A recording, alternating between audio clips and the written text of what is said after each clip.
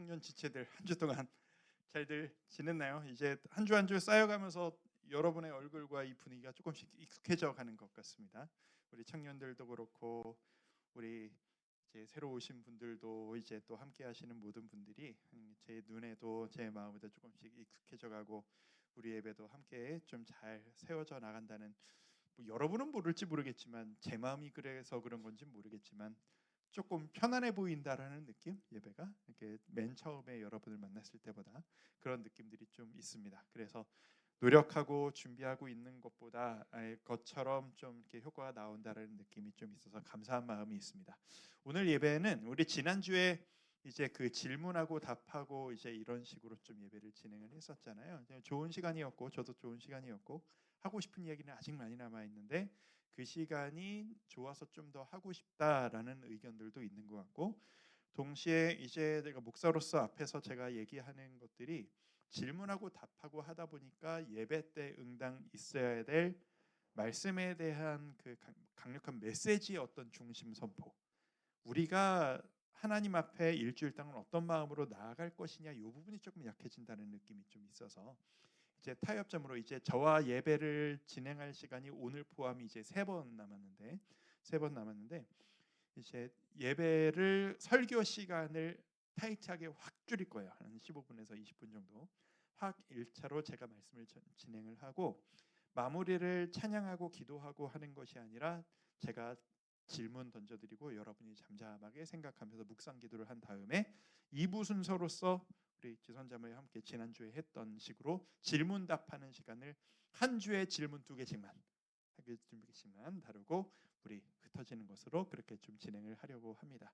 그래서 오늘 여러분들과 어떤 말씀을 나눌까 좀 고민을 했는데, 마침 오늘 작년 예배 때 설교하려고 했던 본문이 그 묵상을 하면서 정리된 내용이 몇 번의 예배 중에 청년 여러분들과 한 번은 다루고 싶은 주제가 딱 다뤄져서 오늘 오전에 작년들과 같이 했던 예배를 반으로 확 엑기스로 줄여가지고 여러분들과 한번 진행해 보려고 합니다. 그래서 어떻게 하면 하고 싶은 얘기는 너무 많은데 어떻게 진행을 할까 고민을 하다가 요즘 AI의 시대잖아요. 설교문을 AI에 넣어봤더니 그 화면에 프레젠테이션으로 내용을 다 집어넣어서 만들어 주더라고요. 그래서 오늘 띄우면서 여러분에게 이제 인포그래픽으로 보여주면서 보고 듣고 하면서 띄웠으니까 말을 설명을 구구절절히 안 해도 되는 이런 식으로 스피디하게 한번 진행을 한번 해보도록 하겠습니다. 일단 1번 띄워주면 되겠습니다. 여기 있는 모든 글자 참 좋은 시대거든요. 저 그림 글자가 다 설교문만 넣었더니 알아서 만들어주는 거야. 시대를 선도하는 우리 청년들이 우리 문물을 잘 활용하는 여러분들이 되기를 바라면서 여러분들에게 시작하면서 드리고 싶은 질문은 이겁니다. 우리는 모두 세상을 바라보는 관점이 있습니다. 여러분이 처한 환경을 어떤 식으로 해석하고 어떤 식으로 답을 낼 것인가에 대한 관점이 있는 거예요. 특히 내가 지금 사는 모습이 만족스럽지 않다라고 느낄 때 내 삶은 왜 이럴까? 뭐가 문제일까? 내가 무슨 노력을 해야 내 삶이 조금 더 행복해지고 평안해질까? 라고 하는 끊임없는 질문과 답을 찾는 게 우리 사람의 생리일 겁니다. 특히 지난주에 여러분들과 함께 이 자리에 앉아서 여러분의 질문을 듣고 답을 해주는 시간들도 어떤 의미에서 그런 시간의 연장이라고 저는 느꼈습니다. 여러분 가운데 질문이 많구나. 여러분 가운데 답답함이 많구나. 여러분들의 마음 가운데 지금의 이 상황을 어떻게 해석해야 하는 건가요? 라고 하는 끊임없는 질문들이 있는데, 아직 어린아이는 아니지만 아직 장성한 장년까지는 아니어서 이 사회 가운데서 아직은 미숙한 사회인이고 누군가는 학생으로서 어찌할 바를 모르고 헤매고 있는 지체들이 우리에게 참 많이 있구나라는 생각이 드는 겁니다. 2번 넘겨주시고, 그런 의미에서 여러분의 관점, 여러분의 해석이라고 하는 것이 어디에 중심을 두고 있는지, 저것들은 다 제가 나중에 손 목사님 통해서 우리 하여튼 전달해 드릴게요. 이거는 다 전달해 드릴게요. 참고로 제가 요약한 게 아니라 AI 요약이라는 걸 기억하시고, 그래서 딱 부적절한 것, 적절하지 않은 것도 가끔 섞여 있기는 한데, 문제는 이거예요. 사람이 관심을 가지는 만큼 보여요. 어떤 문제가 관심이 없으면 안 보이는데 관심을 가지면 그게 보이기 시작해요. 그리고 오래 보는 만큼 거기에 대해 알게 돼요. 그래서 그걸 아는 것에서 멈추지 않고 그 아는 것을 얼마나 실제로 내 삶에 실천해 봤느냐에 따라서 여러분의 경험이 완전히 달라지는 거죠. 그 경험의 차이가 여러분이 인생을 해석하는 관점의 차이가 될 겁니다. 어떤 사람은 무지막지한 긍정적인 태도로 인생을 해석하는 사람들도 있을 거고, 어떤 사람들은 비관적이고 패배주의적인 관점으로 인생을 바라보는 사람들도 있을 겁니다. 이게 근원을 찾아가 보면 여러분이 무엇을 바라보느냐, 뭐에 대해서 알게 된 지식을 갖게 됐느냐, 그리고 그것을 얼마나 실천했느냐가 얼마나 여러분 인생에 쌓였느냐가 여러분에게 다양한 관점을 주는 겁니다. 그런 의미에서 오늘 여러분들과 함께 보고 싶은 이야기가 사무엘상 4장의 이야기입니다. 에베네셀, 이제 어린 사무엘이 이제 장성해서 이스라엘의 지도자가 되기 직전의 이야기입니다. 장소는 에베네셀이라고 하는 곳입니다. 에베네셀은 무슨 뜻이냐면 도움의 돌이라는 뜻입니다. 당시의 돌은 요즘으로 치면 비석 생각하면 될 거예요. 여기가 이런 곳이다 라고 상징을 세워놓은 장소. 근데 에베네셀이 도움의 돌. 그러니까 에베네셀은 뭘 상징하는 곳이죠? 여기에서 하나님이 우리를 도우신다라는 것을 기억하는 장소라는 뜻입니다. 거기에서 전쟁을 블레셋과 겪고 있습니다. 성경이 지명을 기록한다는 건 의도가 있거든요. 여기에서 하나님의 도우심을 경험했구나, 아니면 그것을 추구해야 될 곳이구나 라는 걸 성경이 강조했다라는 뜻입니다. 그래서 전쟁을 했더니 하나님의 도우심을 입었는가? 왜 그랬는지는 성경이 자세하게 기록을 하지 않지만 4번, 대패를 합니다. 여기에서 4,000명이 사망하는 패배를 경험합니다. 이 시대는 지금으로부터 몇천 년 전 이야기예요. 지금 규모로 생각하면 안 됩니다. 당시에 4,000명이면 이스라엘의 국방력에 심각한 타격을 입을 정도의 심각한 패배였어요. 졌으니 이 이스라엘의 군사 지도자들과 민족 지도자들, 저기에서 장로라고 표현한 사람들이죠. 이 사람들이 원인 파악을 하기 시작한 거예요. 그리고 그 원인 파악의 주요 질문은 이거였습니다. 하나님이 우리한테 왜 그러시지? 라는 거였어요. 저기 보여져 있는 것처럼 하나님께서 왜 우리를 지게 만드셨는가? 우리가 하나님 백성인데, 우리가 하나님의 군사들인데, 하나님이 우리를 승리하게 만드신 것이 아니라 우리를 지게 만들어 주셨다. 어떻게 하면 우리가 하나님의 능력을 힘입을 수 있지? 사람들이 머리를 굴리기 시작합니다. 그리고 대책을 마련합니다. 그 대책이 뭐냐? 저 실로에 있는 성막 안에 있는 지성소가 뭔지 아나요? 하나님이 임재의 장소입니다. 여기에 하나님이 계신다라고 하나님이 백성들에게 보여주는 장소가 지성소예요. 그 지성소 한가운데 뭐가 있느냐? 언약궤가 있습니다. 언약궤가 뭐냐면 이스라엘 백성들이 광야를 40년 방황할 때 메고 다니던 바로 그 물건입니다. 그 안에 뭐가 들어있는지 아나요? 상식 테스트 뭐가 들어있을까요? 좀 아는 사람들이 있네요. 우물우물하네요. 첫 번째 제일 중요한 게 십계명이 들어있습니다. 하나님이 우리랑 약속하신 그 증거, 지금으로 치면 계약서가 들어있는 겁니다. 두 번째, 만나. 40년 동안 너희가 일하지 않아도 내가 너희를 책임지고 너희를 먹였다 라고 하는 증거가 썩지도 않고 남아있습니다. 방부제를 타서가 아니에요. 이거는 천연식품인데 썩지를 않는 증거, 만나가 들어있습니다. 세 번째, 아론의 쌍난 지팡이가 있습니다. 아론이 리더십을 발휘할 때 죽은 나무에서 싹이 나는 것들을 보여주면서 살아계신 하나님이 지금도 너에게 기적을 보여주신다라고 하는 그 상징, 아론의 쌍난 지팡이가 그 속에 들어있습니다. 이게 언약궤예요. 이 언약궤를 가지고 오자. 어디로? 여기 전쟁터로. 이 전쟁터에서 우리가 싸울 때 하나님의 군사로서 우리가 먼저 나가지 말고 언약궤를 앞세우고 나가자. 그러면 우리는 하나님의 군사요, 우리의 능력이 아닌 하나님의 능력을 앞세우는 자로서 하나님이 우리를 승리하게 만들어 주시지 않겠느냐? 너무 좋은 아이디어라고 설득을 하러 사람을 보냅니다. 제사장에게. 그리고 제사장이 허락을 하고 언약궤를 그 아들 홈니와 비느하스가 제사장의 아들들이 직접 가지고 이 전쟁터까지 끌고 나옵니다. 이스라엘은 지금 진심이에요. 하나님의 언약궤가 말씀이 여기에 왔다. 이제 우리에게는 승리가 있을 것이다. 모든 사람이 소리를 지르고 땅이 울릴 정도로 소리를 질렀다고 되어 있어요. 사기가 춘천한 거예요. 이 사람들은 지금 이스라엘은 진심인 거예요. 그런데 그 결과가 어땠느냐? 다음 페이지. 역대급 재앙이 발생합니다. 3만 명이 죽어요. 자료를 찾아보고 추정할 건데 3만 명이 죽었다라는 건 이스라엘의 군사력이 더 이상 회복이 불가능할 정도로 다 날아갔다라는 얘기예요. 아니 왜? 하나님의 말씀을 앞세우고 싸웠는데 문제는 이게 끝이 아니라는 거죠. 이 언약궤를 적군 블레셋에게 뺏겨버려요. 세상에. 근데 그것도 끝이 아니야. 예배 인도자 이제 대제사장이 될 홈니와 비느하스가 그 자리에서 사망해요. 전쟁터에서. 난리가 난 거예요.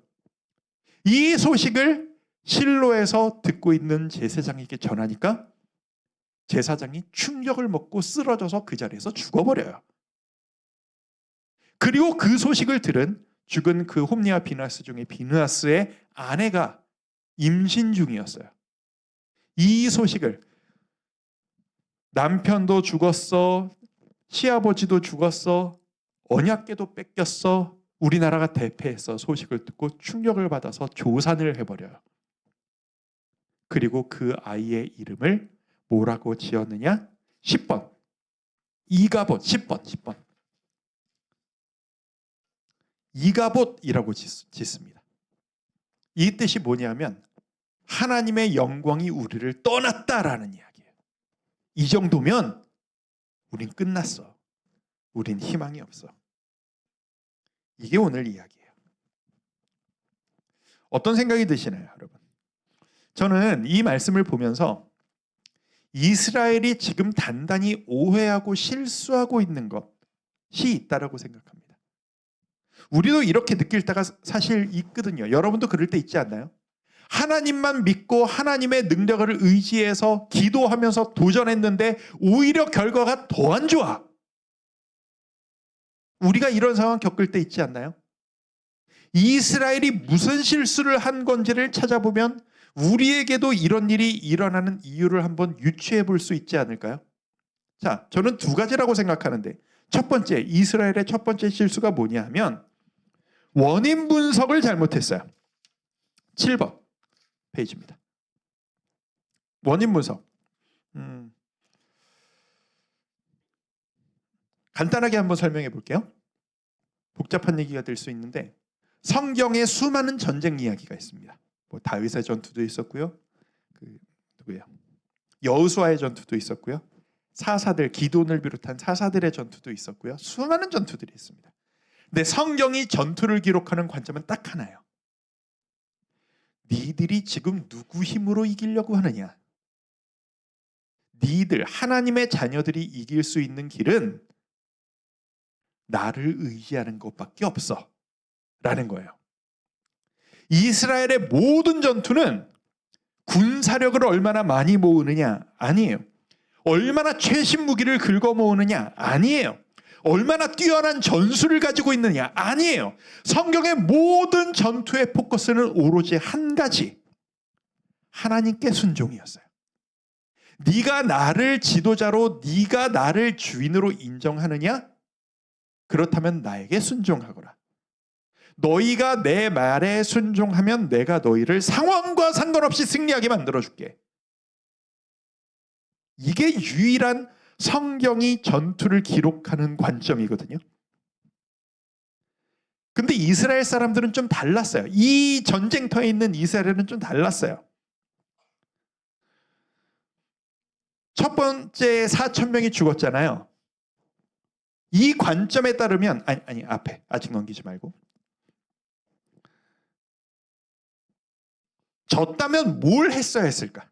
이 관점에 따르면 우리 애가 지금 왜 졌는지를 하나님의 말씀에 비춰서 해석해야 돼요. 그러니까 예를 들면 선지자를 초청하고 불러서 대체 우리가 무슨 죄를 지었기 때문에 이 전투에서 진 거죠? 를 확인해야죠. 우리가 뭘 순종하지 못하고 있는 거고 우리가 뭘 잘못하고 있는 거죠? 를 확인해야죠. 그래서 하나님 앞에 무릎을 꿇어야죠. 하나님, 우리가 우리 관점으로 상황을 잘못 파악했습니다. 하나님의 능력으로 하지 않고 우리의 힘으로 하려고 했습니다. 용서해 주십시오. 주님, 지금 저희에게 뭘 원하십니까? 주님의 뜻대로 하겠습니다. 그게 이스라엘이 승리를 회복하는 유일한 방법이었을 겁니다. 하지만 문제는 저기 써 있는 것처럼 이스라엘의 관심이 하나님이 아니라 승리 그 자체에 있었다라는 거예요. 승리가 너무 간절해요. 그게 너무 간절한 나머지 내가 너무 원하는 승리만 할 수 있다면 지금 나에게 하나님이 제일 원하시는 게 뭔가는 살짝 덮어놓고 일단 이거 해결한 뒤에요. 뒤로 밀어놨었다라는 거예요. 그게 문제인 거예요.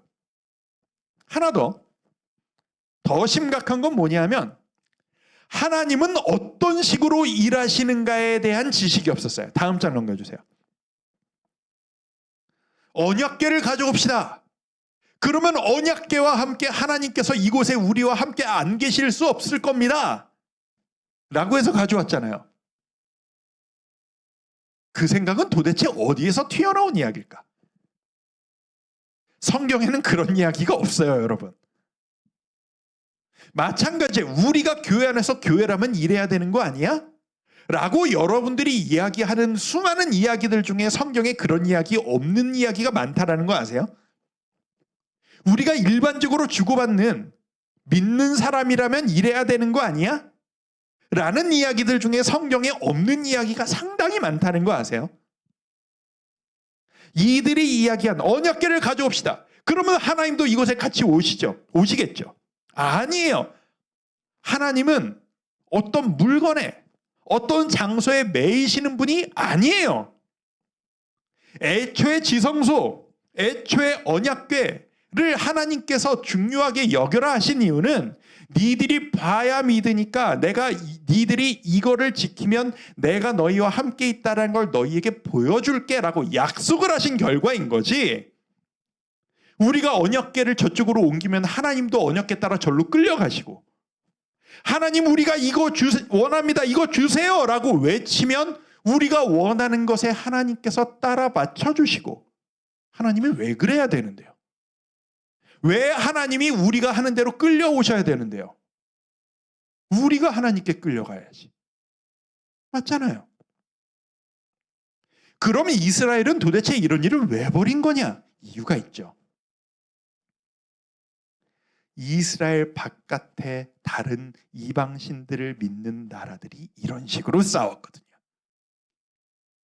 자신들이 믿는 신의 상징을 앞세워서 전쟁하는 게 이 당시 이방 나라들이 싸우는 방법이었던 거예요. 그러니까 지금 이 상황이 언약궤를 가져옵시다라고 하는 이 이스라엘의 도전은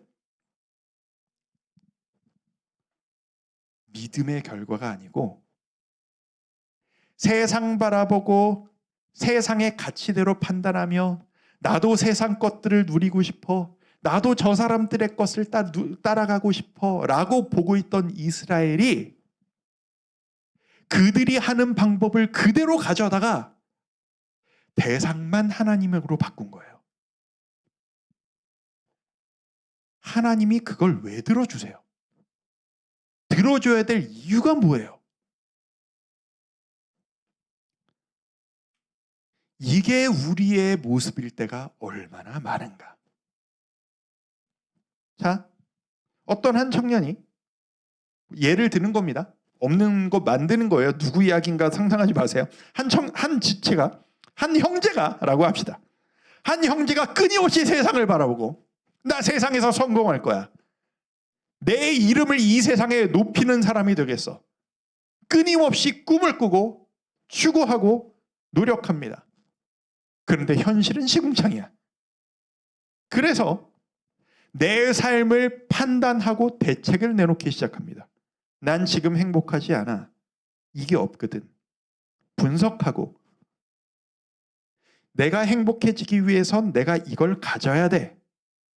대책도 마련합니다.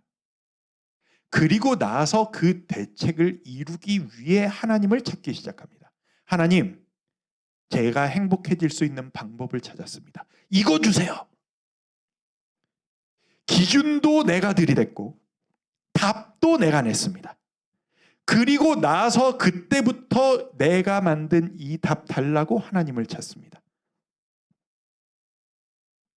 이럴 때 있지 않아요? 하나님이 그걸 왜 도와주셔야 할까요? 내가 만들고 내가 낸 답인데 하나님의 기준과는 전혀 다른데 그래 놓고선 우리가 뭐라고 하죠? 나 기도했는데 안 들어주셨어. 하나님이 내 기도에 침묵하셨어. 나 진심으로 기도했는데 안 들어주셨어. 아니죠. 말은 똑바로 해야죠. 그건 내가 진심으로 기도했는데 안 들어주셨어가 아니고 내 맘대로 하고 싶었는데 하나님이 내 맘대로 되지 않게 해주셨어 라고 해야죠. 하나님을 내가 원하는 대로 만드는 도구로 램프의 요정같이 사용한 거죠. 이게 우리의 문제인 겁니다. 9번 페이지 넘겨주세요. 여러분이 인생을 해석할 때 내가 왜 행복하지 않을까를 생각할 때 나에게 왜 이렇게 끊임없는 부딪힘이 있을까라는 생각이 들 때 우리의 해석이 달라져야 합니다. 해결책도 달라져야 합니다. 그 시작은 내 생각이 아니라 하나님이 나를 지금 어떻게 보고 계실까? 하나님의 관점으로 볼 때 지금 나의 생각, 내가 원하는 것, 내가 노력하는 것, 내가 추구하는 것, 그래서 내가 받기를 원하는 것은 하나님의 뜻에 부합한 것일까를 판단하는 게 최우선입니다. 이게 되려면 우리에게 뭐가 필요할까요? 성경에 대한 지식이 필요합니다. 여러분이 성경을 읽어야 하는 이유입니다.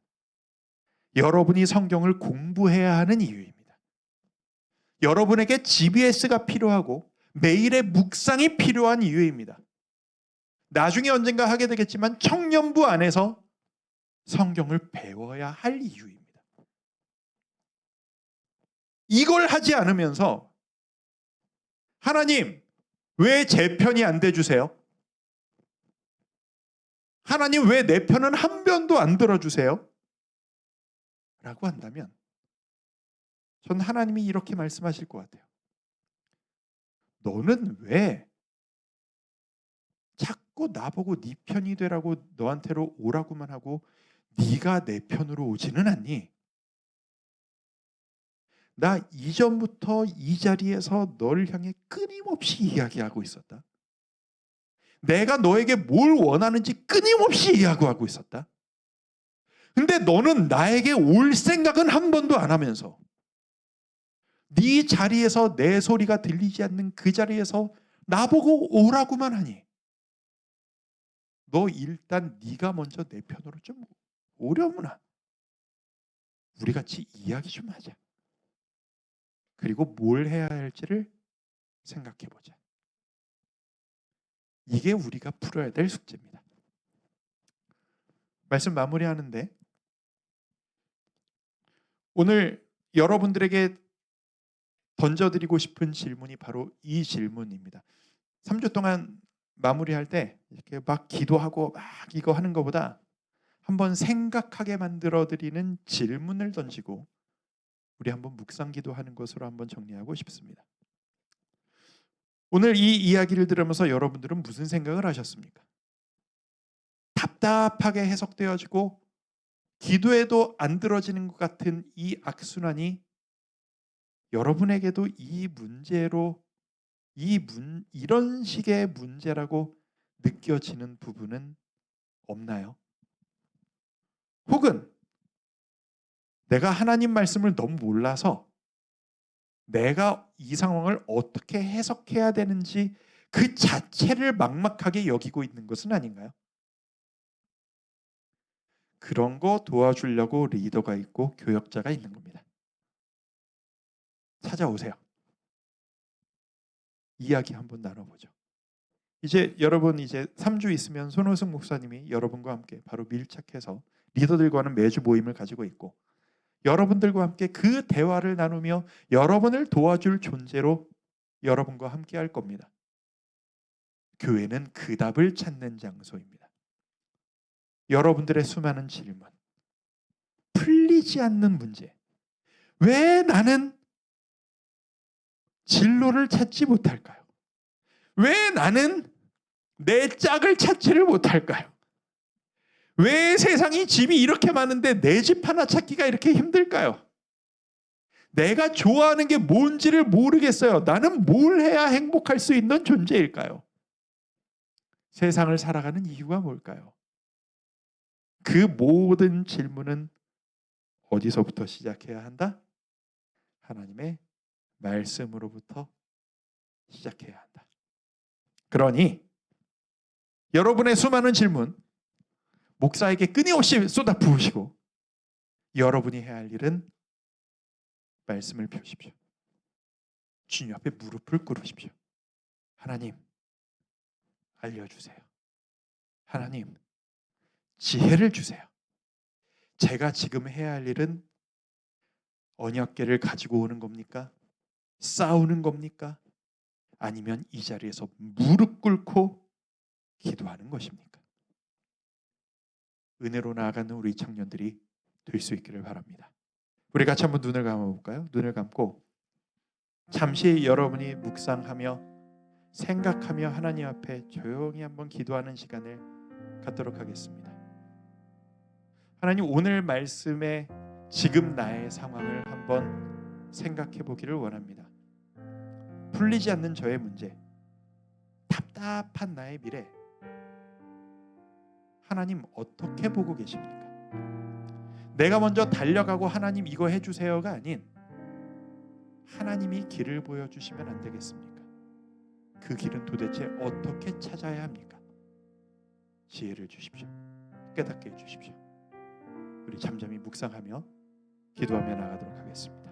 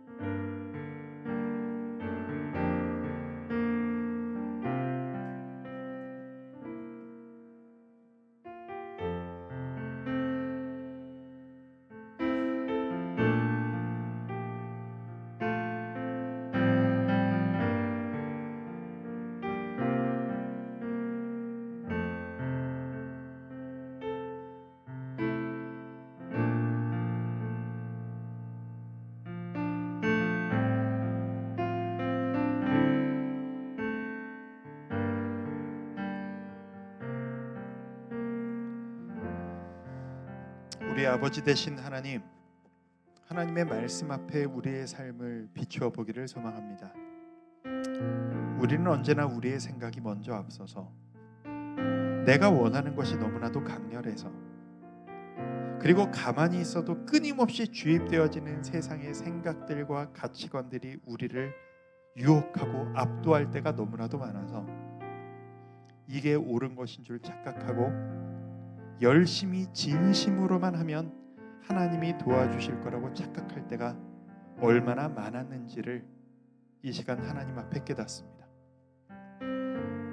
내가 있고 하나님이 계신 게 아니라 하나님이 계시고 내가 있는 것이었던 것을, 내 문제가 있고 하나님이 도와주시는 것이 아니라 하나님의 방향성이 먼저 있고 그 길을 따라가는 나의 삶이 있는 것이었던 것을, 우리가 전후 관계를 거꾸로 생각하고 헛된 노력을 하며 아무리 노력해도 행복해지지 않는 이 인생의 무상함을 느낄 때가 얼마나 많았는지요. 하나님, 이런 과정을 통해서 우리가 돌이키길 원합니다. 이 이가봇을 외쳤던 이스라엘에게도 회복을 명하시고 부흥을 명하셨던 하나님의 은혜가 우리 주와 함께 교회 청년들의 삶에 임하기를 소망합니다. 아직은 모호합니다. 무엇을 해야 할지 모르겠습니다. 진심으로 말씀대로 가고 싶은데 말씀을 잘 모르는 상태입니다. 하지만 주님, 이 자리에 앉아있는 청년들의 진심은 주여 받아주셔서 우리가 주를 갈망할 때 주님을 조금이라도 알고 싶어서 내가 말씀을 펴는 그 순간에 답답하고 암담해서 주님 앞에 무릎을 꿇고 주님께 말을 걸기 시작하는 그 순간에 주님의 따뜻한 품을 느끼기를 소망합니다. 사랑하는 내 아들아, 사랑하는 내 딸아, 내가 너와 함께 있단다. 나는 너를 떠난 적이 없단다. 눈 가리고 귀가 막히고 내가 옆에 있는 걸 몰라서 네가 힘들었구나. 내가 너를 책임질 것이란다. 말씀하시는 주님의 사랑을 경험하며 다시 한번 일어서는 부흥을 경험하는 우리 청년들 될 수 있도록 은혜 내려 주시옵소서. 우리의 모임이, 우리의 만남이, 우리가 모여서 노력하는 모든 노력들이 그것을 위한 것이기를 소망합니다. 이끌어 주시옵소서. 예수님의 이름으로 기도드립니다. 아멘. 우리 주기도문으로 예배 일부를 마무리합니다. 함께 기도합니다. 하늘에 계신 우리 아버지여, 이름이 거룩히 여김을 받으시오며 나라에 임하옵시며 뜻이 하늘에서 이룬 것 같이 땅에서도 이루어지이다. 오늘날 우리에게 일용할 양식을 주옵시고 우리가 우리에게 죄 지은 자를 사하여 준 것 같이 우리의 죄를 사하여 주옵시고 우리를 시험에 들게 하지 마옵시고 다만 악에서 구하옵소서. 대개 나라와 권세와 영광이 아버지께 영원히 있사옵나이다. 아멘.